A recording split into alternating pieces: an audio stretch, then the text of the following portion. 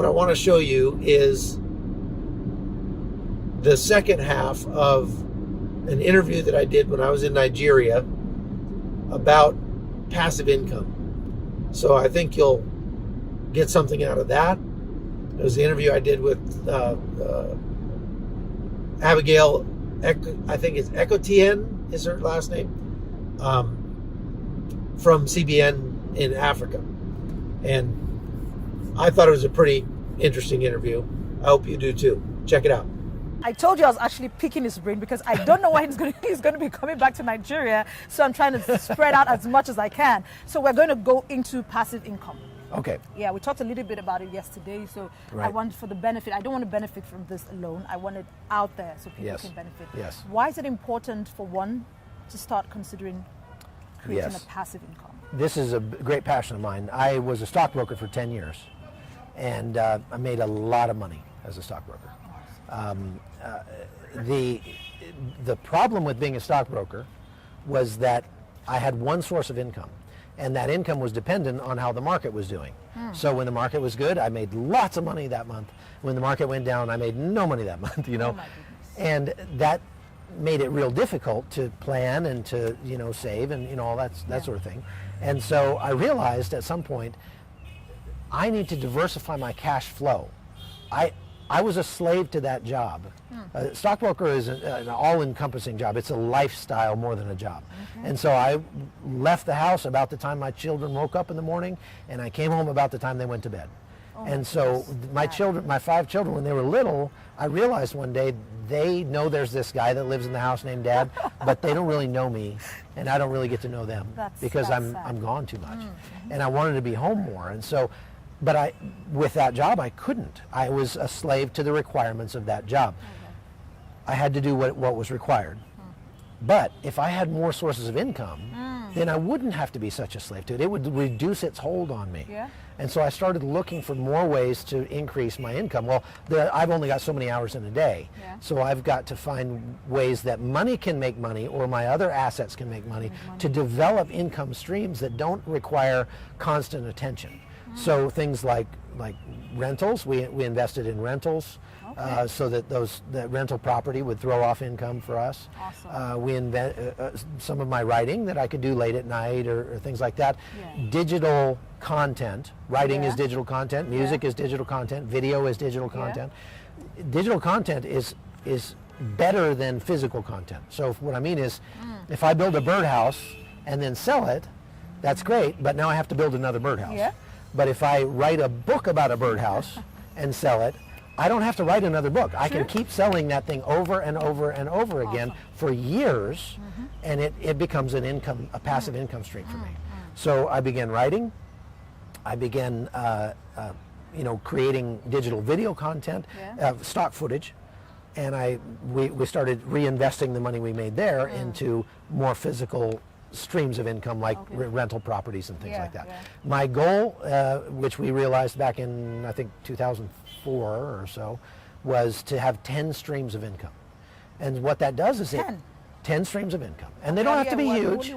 They don't have to be huge. I thought. Yeah, no, I'm not talking about enough to live on necessarily, but even if it's just $50 a month, just an extra 50, well, that's my light bill, or that's my internet, or that's my cell phone. Those things are taken care of now, right?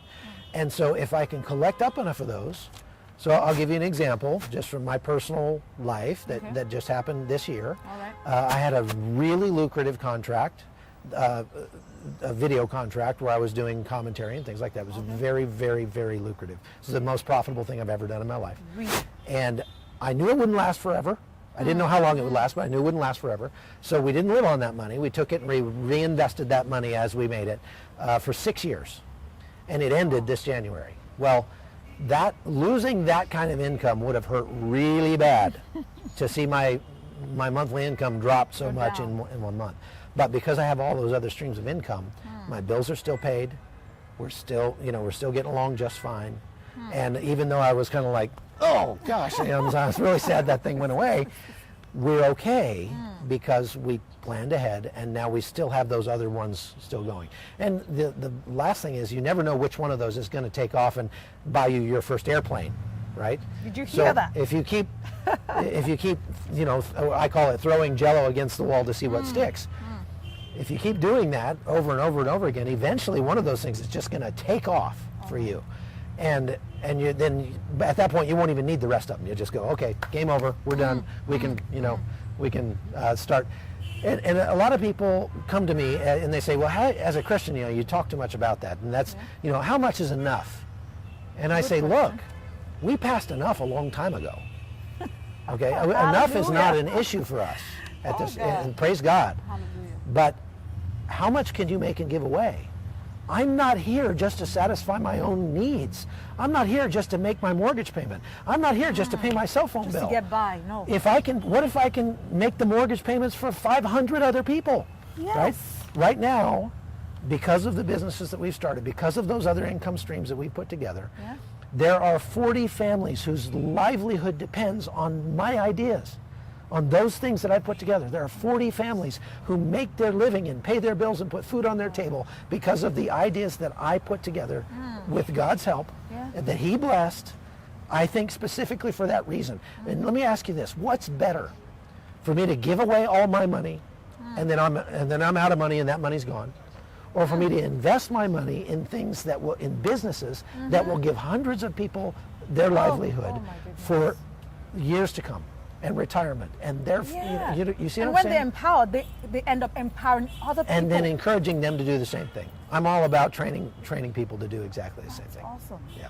That's awesome. That's awesome.